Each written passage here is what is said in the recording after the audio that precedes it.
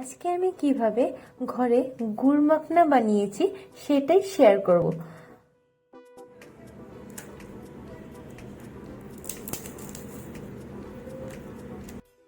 চলো শুরু করি।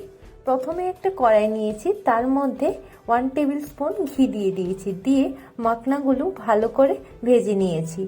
5 মিনিটের মতো আমি এখানে ভেজেছি। তারপর আবার আরেকটা কড়াইয়ে 1 টেবিল স্পুনের মতো ঘি দিয়েছি। ঘি দিয়ে আমি এখানে গুড় দিয়েছি। গুড়টা যতক্ষণ পর্যন্ত না মেল্ট হয় ততক্ষণ পর্যন্ত নাড়িয়েছি। আর গ্যাসের ফ্লেমটা একটু কমিয়ে রাখবে। তারপর আমি এখানে বিট নুন দিয়ে দিয়েছি। এরপর এখানে আমি সাদা তিল দিয়ে দিয়েছি।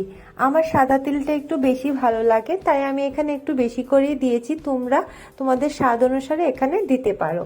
আর বিট নুনটাও তোমরা তোমাদের স্বাদ অনুযায়ী দিয়ে দেবে। তারপর এখানে আমি মাখনাগুলো দিয়ে দিয়েছি। সবগুলো মাখনাকে ভালো করে গুড়ের মধ্যে লাগিয়ে নিয়েছি। ভালো করে লাগাবে।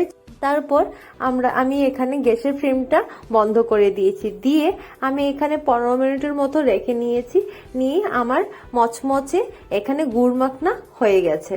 তোমরা বাড়িতে ট্রাই করে দেখতে পারো এবং অবশ্যই যে কোনো ফার্স্টে এটা করে খেতে পারো এবং আমাকে কমেন্টস করে জানাবে এই রেসিপিটা তোমাদের কতটা হেল্পফুল হলো। তো চলো, আবার তোমাদের সাথে কথা হবে আমার নেক্সট ভিডিওতে। ফলো করবে আমার নেক্সট অন্য ভিডিওর জন্য। চলো, বাই বাই।